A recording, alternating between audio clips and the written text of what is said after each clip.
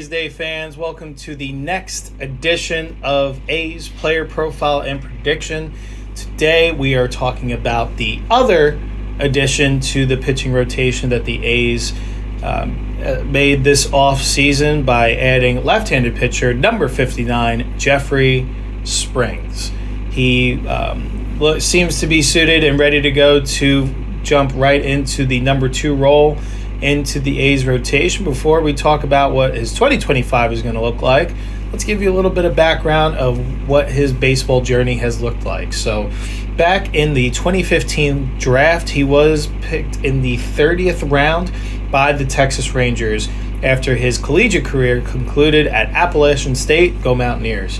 Made his MLB debut on July 31st, 2018 against the Arizona Diamondbacks and recording his first strikeout against outfielder A.J. Pollock. So just if you want to add a little baseball fact and just one thing a day, there's your little key fact. His Jeffrey Springs' first major league strikeout was against A.J. Pollock. So we're going to continue on with his journey. In 2019, he was DFA'd after that season by the Rangers because he was struggling through some bicep tendonitis. He missed 2 months during that season. Then when he came back, just the production wasn't there. He was clear. He cleared waivers, and then he did re-sign with Texas for a 1-year deal. A month later, he was traded to the Red Sox, and he continued to struggle out of the bullpen in that situation. Eventually, prior to the 2021 season, he gets traded to the Tampa Bay Rays, and that is where the journey of Springs, of who we know him as now, truly begins. And the Rays are just known as like a pitching farm. They're known as a pitching factory. I don't know what they're doing down there, but they just develop arm after arm after arm. Whether these guys are talented or maybe these are reclamation projects, they're tapping into the right biomechanics and the right programs for sure. Because a lot of these Rays pitchers that you don't really necessarily always know their name right away, but they turn into a name, especially if you are a baseball fan. They have a whole track record of guys that they seem to continue to save or really promote positive development in their career. And Jeffrey Springs is one of the biggest cases during this time in the Rays franchise that whether they're into the postseason or not, they always seem to be hanging around and they're always going to play you tough. So. But it was definitely fortunate and meant to be for Springs to end up in Tampa because he really just found his fit there. And sometimes that's what it takes at first. We talked about earlier in this offseason how much Brent Rooker jumped around until he found his footing with the A's. Before that, he went from the Twins, and then he ended up only through that journey ended up with 14 games with the Royals, hitting well under 200 and not really getting a fair shake or opportunity. He wasn't producing, but it just wasn't necessarily the right fit. Joins the A's, and now you're seeing he's been a top 10 hitter in baseball the last 2 seasons, and we'll see he builds upon that. And Springs has really been having some quiet dominance during his time with the Rays. So his first year, 2021, he had 43 appearances, pitching to a 3.43 ERA, along with 63 strikeouts in 44 2/3 innings. Now, talk about effective. All of a sudden, he's showing the ability to be a high K/9 type of guy. And for a guy that doesn't necessarily bring it with the highest amount of velocity, that talks about a guy that mixes his pitches well, and he is all about location. But we'll get into that a little bit. The following season, he actually transitioned to a starting pitcher. They saw something, and I remember hearing a tidbit about this during a Rays game, but I do know they mentioned somewhere there was discussions between Kevin Cash and baseball ops and the pitching development with Springs. They said, hey, why don't we give this a try? And it turned out to be the right call then again. And like I said, I don't know what the Rays are tapping into, but whatever they're working with, it's working. You're seeing these guys develop the right way and have efficient careers during their time in Tampa. In 2022, his first full year as a starter, 9-5 record, a 2.46 ERA, 144 strikeouts and 135 in the third innings pitched, 25 starts, 33 appearances. So he really put it together pole to pole, and it seemed like the injury started to become a little bit limited there. And I wonder if the Tampa recovery practices maybe are at a more elite level because they know how to keep these guys on the field. And obviously, with every team you're going to have your injuries. So I know they had Shane McClanahan miss quite a bit of time. He had TJ, but that's going to happen to the best guys. It's just almost like these arms. It's such an unnatural motion. It's almost like a ticking time bomb, unfortunately. So it's going to happen. So it's not necessarily a specific team's fault, but you can see this, the Rays must be doing something right because 2021 didn't seem like there was any injury issues and made 43 appearances out of the bullpen. That was the most he had made in his MLB career. Then he was able to transition to a starter in 2022, so they were able to lengthen him out. He went from throwing only 44 and 2/3 innings in 2022 to being able, or 2021 to in 2022 being able to throw 135 in the third innings pitched. So they must have built him up the right way and got him prepared to be successful. However, then we transferred to the 2023 season, and then again he was off to such a dominant start. His first 2 starts in April, I think he had a sub-2 ERA, like he was barely giving up anything, high K per 9, and then unfortunately the news hit, the injury bug. He also unfortunately needed Tommy John in 2023, so that ended his 2023 season.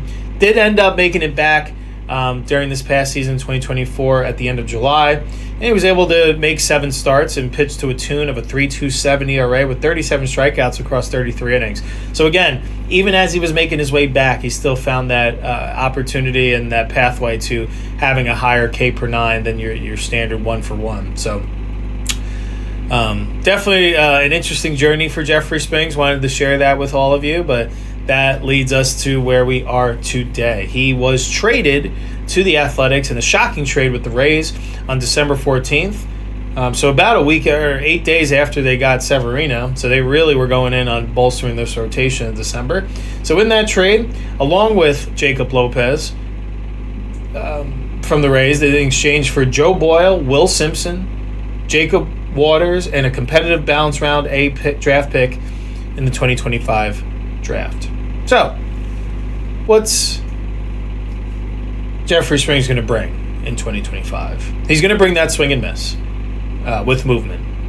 So, there is a reason that he is so effective, right? Because I can read Baseball Savant, and I can see his fastball average over his career is 91.7. Now, we see how baseball is today, and it seems like everyone's throwing 100, especially out of the bullpen. So, I know Springs is a starter, but even starters, it seems like a lot of guys 95, 96, 98. Starters are throwing 100. The Hunter Green's throwing 99, the guys like that. So, to be able to still kind of have that old school ripple into pitching success, it's definitely refreshing. As cool as it is to see guys throw it as hard as they can, hit it as hard as they can, there's always something special about seeing when a guy can be successful with finesse, especially as a pitcher. Like, oh, that pitcher's nasty. Oh, look at him just hugging that corner. There's something that the guys that used to take more pride, I feel like, across the board in having elite location. And, not that guys try to do that now. I just think more of an emphasis is put on just velocity. Velocity is king. And that's just where the game is at right now. And, that's how it's going to be. But I'm glad there still was room for in this game for guys like Springs that, or as you can see, pitching to a 2.46 ERA across 25 starts and 32 total appearances. Obviously, that's a pretty solid elite season, being able to pitch in the major leagues and, in 2 roles and pitch to a sub-3 ERA in over 130 innings. So, hats off to guys like that. He is going to have that consistent K rate. So from 2020 to 2024, he's always been between. So I've been harping on it, but I want to give you the exact number: a 10.09 per 9 innings pitched and 12.69 per 9 innings pitched. He's been between those numbers between the years of 2020 and 2024. So his time with the Rays, he's shown an elite or a pretty strong ability to be able to strike hitters out, and hopefully we'll continue to bring that to the A's rotation. He just will be adding more stability at the top of the rotation. He has postseason experience too as well during his time with the Rays. So that'll definitely be something that translates to this rotation. I think there was a pretty consistent theme on who they brought in. So I think Severino and Springs at the top of their rotation are going to be a solid 1-2 punch. And it's going to be a formidable force in the AL West to have to contend with. So looking forward to seeing how that all works out. Just a couple of concerns about Springs. So he did have some elbow fatigue at the end of the 2024 season. Again, he was working his way back from Tommy John. Never going to have like that full ramp up like during that first year back. So you wonder if it was more precautionary or, well, we don't want to get into this, but we hope there's nothing wrong with his medicals, and maybe that was why there was a little bit more of a willingness from the Rays to make that trade. Because you scratch your head and you see they got a diamond in the rough there, and he's someone that is such a good fit in that rotation, has put up good numbers. He just got hurt one year, and then all of a sudden they're shipping him off, and he made his way back, made those 7 starts. So I think that's just something to keep an eye at, and hopefully it doesn't mean the inevitables to come, that elbow's to give out at some point. But fingers crossed. Hopefully he has a full, clean bill of health for 2025 and beyond, because we got to see him play in Hohokam. He started the spring home opener. The ball was flying free and easy out of his hand. He looked great. He was pitching to both sides of the plate, and he was continuing to show that high strikeout ability. And guys were well behind his fastball just because he was mixing it so well. It looked like it was free and easy, so definitely nothing concerning. But hey, it's only at that time it was only February. Now it's only March, so we'll see what it looks like over the course of 162. There's a possibility, too, that his days there is going to be a little bit more of ownership on the bullpen to help finish his games. Could see him being the type that, especially in his first year, being the 5 and fly type of guy, just so that he can last deeper in a year. He only made 7 starts last year. He only has 33 innings under his belt from last year. So you don't want to put too much on his plate. Obviously, if he's going, he continues to show full health, to let him go full tilt and let him keep going. Obviously, you go get deeper in the games as you get later in the year, especially if there's important games in terms of postseason determinations. But I could see him, maybe making the bullpen tax a little bit early in the year. But, if other guys in the rotation that, didn't have to come back from that type of surgery this past year can pick up the slack, quote unquote. I don't think it'll be a huge alarming issue here. That's just something to keep an eye on, especially early in the year. I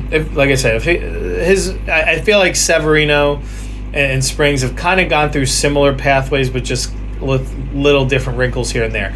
Those two are healthy. They're gonna make one of the better duos in the division, and they're definitely gonna make life pretty miserable on hitters, which is you're getting it from the right side, you can be getting a look from the left side. So excited to see what that looks like.